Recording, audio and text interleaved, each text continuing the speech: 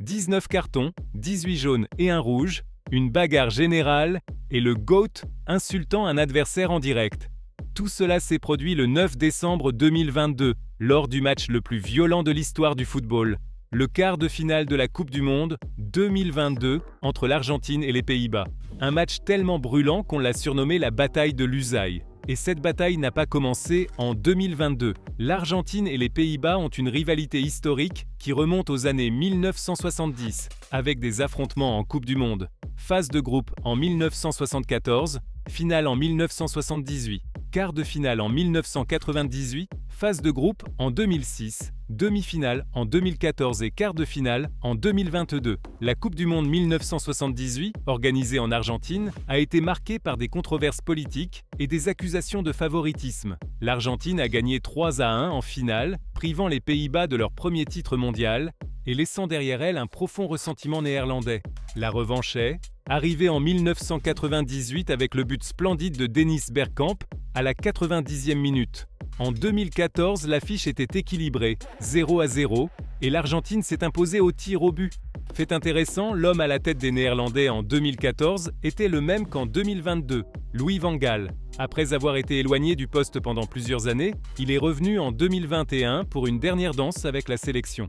Son tournoi a commencé de façon brillante, bien mieux que celui de l'Argentine. Les Néerlandais ont terminé en tête de leur groupe sans perdre, tandis que l'Argentine est tombée d'entrée face à une Arabie Saoudite considérée inférieure. Les Pays-Bas sont arrivés en quart de finale sur une série de 19 matchs sans défaite et cherchaient à la prolonger. Peut-être que cela leur a donné trop de confiance, car ils ont commencé à faire des déclarations audacieuses. Van Gaal a dit qu'ils avaient des comptes à régler avec l'Argentine à cause de ce qui s'était passé lors de la Coupe du Monde précédente. Mais le moment le plus controversé, c'est lorsqu'il a suggéré que Lionel Messi était le point faible de l'équipe, ce qui a rendu furieux les Sud-Américains. On ne s'en prend pas à leur capitaine et ils ont tenu à garder rancune. L'arbitre désigné était Mateu Laoz, l'officiel espagnol désormais à la retraite, connu pour sa main lourde et sa facilité à distribuer des cartons. Les 10 premières minutes ont été une phase d'observation prudente. Les deux équipes se sont créées des occasions, mais des défenses bien organisées ont neutralisé le danger. À la 10e minute, Messi a trouvé Molina, mais son centre n'a trouvé aucun destinataire. Peu après, une passe en profondeur a atteint Bergwijn, mais Emi Martinez est sorti rapidement pour couper.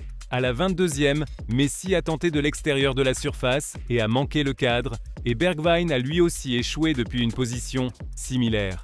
Le match est resté totalement équilibré après 30 minutes et il était clair qu'il faudrait quelque chose d'extraordinaire pour débloquer la situation.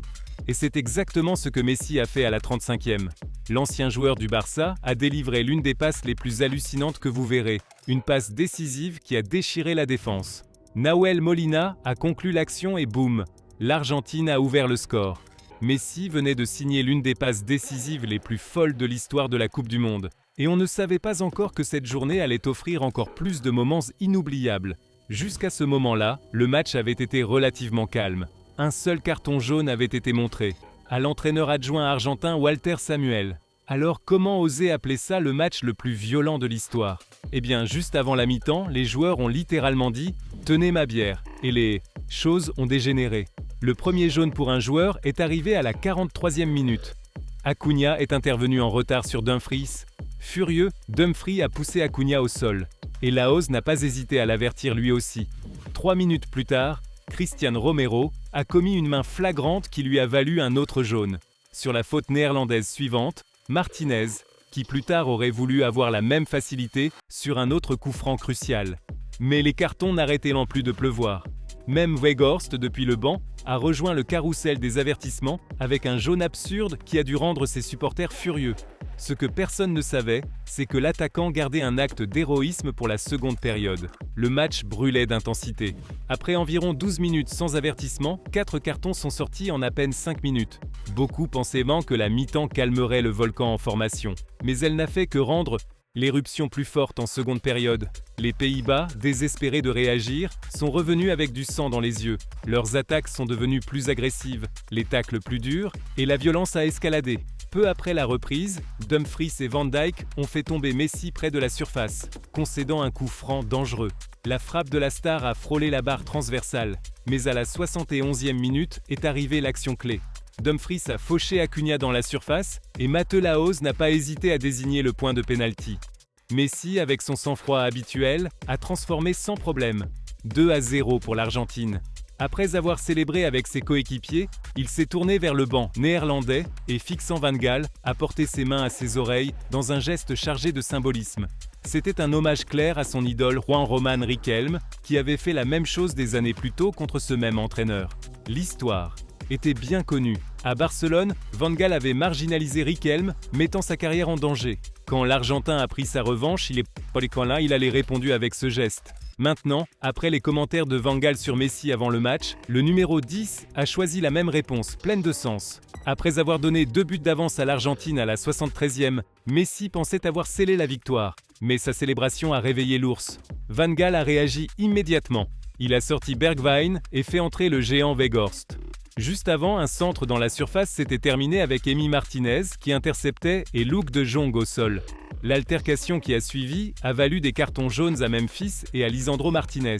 Mais le plus intense ne faisait que commencer. Avec Weghorst sur le terrain, les Pays-Bas ont abandonné toute subtilité. Au diable la construction, semblait dire Van Gaal en ordonnant de bombarder la surface. Est-ce que ça a marché? Oui. 5 minutes plus tard, Weghorst a repris un centre de Berghuis et a réduit l'écart à la 83e. C'est là que la vraie bataille a commencé. Les Néerlandais ont redoublé d'assaut et l'Argentine s'est crispée, essayant de conserver son avance. À la 85e, Berghuis a effleuré le petit filet extérieur, puis peu après, il a été averti pour une faute sur Messi au milieu de terrain.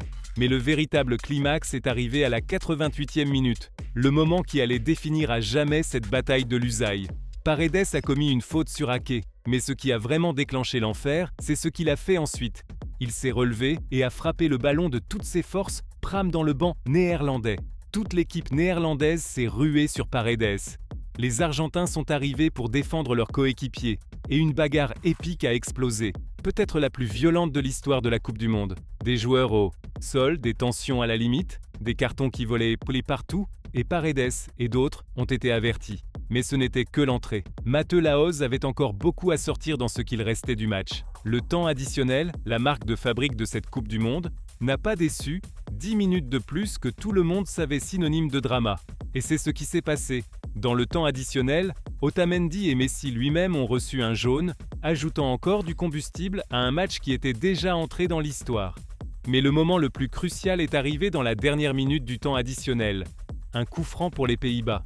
Tout le monde s'attendait à une frappe directe de Koopmeiners, mais le milieu de terrain a choisi une passe brillante qui a trompé le mur argentin et trouvé Weghorst qui a marqué Ake, envoyant le stade dans l'extase. On venait d'assister à l'une des combinaisons sur coup franc les plus ingénieuses de l'histoire de la Coupe du Monde.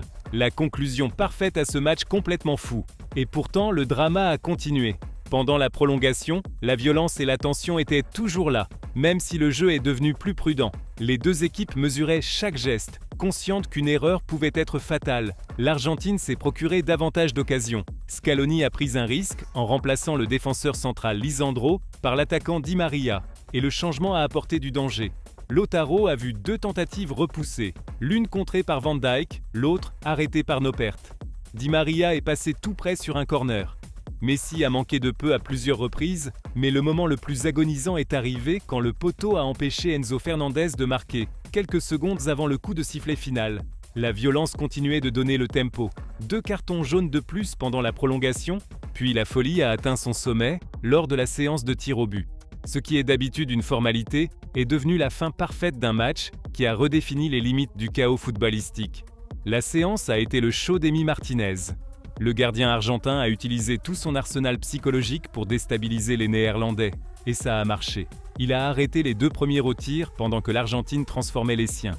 Le seul accroc a été l'échec d'Enzo Fernandez, mais les arrêts d'Emi ont scellé la victoire. Quand Lautaro Martinez s'est avancé pour tirer le pénalty décisif, les Néerlandais ont tenté de le perturber. La manœuvre a coûté cher à Dumfries. Il avait déjà un jaune et a pris un second après le coup de sifflet final, ce qui s'est terminé par un rouge pour une deuxième sanction. Une expulsion aussi tardive, irréelle. Avec ça, le total a atteint le record. 18 cartons jaunes, plus un rouge pour un deuxième jaune. Le record absolu dans les tournois FIFA.